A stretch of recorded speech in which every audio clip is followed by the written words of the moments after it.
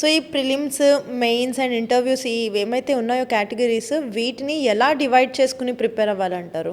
అయితే ఇప్పుడు preliminary, mains, interview ఒకప్పుడు సివిల్స్‌లో ఉండేటివి. కానీ ఇప్పుడు మనకు ఎస్ఐ, కానిస్టేబుల్ ఎగ్జామ్, అవును. గ్రూప్ 2 ఎగ్జామ్, స్టేట్ సర్వీస్‌లో గూడా ప్రిలిమినరీ, మెయిన్స్ అనేది వచ్చింది. అయితే చాలామంది ప్రిపేర్ అయ్యేటప్పుడు ప్రిలిమినరీ క్వాలిఫై అవ్వడానికే ప్రయత్నం చేస్తూ ఉంటారు. హ్మ్. అలా గాకుండా ఇప్పుడు ప్రిలిమినరీలో అయినా, మెయిన్స్‌లో అయినా ప్రిలిమినరీలో జాగ్రఫీ ఉంటది, మెయిన్స్‌లో జాగ్రఫీ ఉంటది. హ్మ్. ప్రిలిమినరీలో హిస్టరీ ఉంటది, మెయిన్స్‌లో హిస్టరీ ఉంటది. సో, రెండిటికి కమాండ్‌గా అయ్యేటట్టుగా సబ్జెక్ట్‌ని ఫోకస్ చేసి చదవాలి. హ్మ్. ఎందుకంటే చాలామంది ప్రిలిమినరీకే మెయిన్ ఫోకస్ చేసుకొని చదివితే మెయిన్స్ అప్పుడు ఇంకా హై స్టాండర్డ్ లెవెల్‌లో చదువుతాడు. అప్పుడు మళ్ళా మనం జీరో నుంచి స్టార్ట్ చేయాల్సి ఉంటుంది.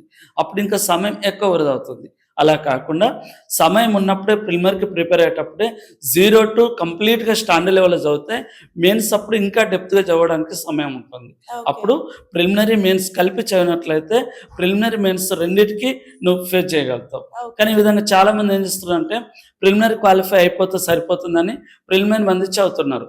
కానీ మెయిన్స్ వచ్చేసరికి అక్కడ తక్కువ మంది క్వాలిఫై అయిపోతున్నారు. హ్మ్. అంటే సబ్జెక్ట్ అనేది అప్పుడు 2 సార్లు ఎక్కువ సమయం అనేది ఎక్కువ వృధా అవుతుంది. అవును. అలా కాకుండా ప్రిలిమినరీ చదివేటప్పుడే ప్రిలిమినరీ కమ్ మెయిన్స్‌గా చదివితే సమయం అనేది వృధా కాదు. సబ్జెక్ట్ అనేది ఎక్కువగా ఇంప్రూవ్ అవుతూ ఉంటుందండి. ఓకే.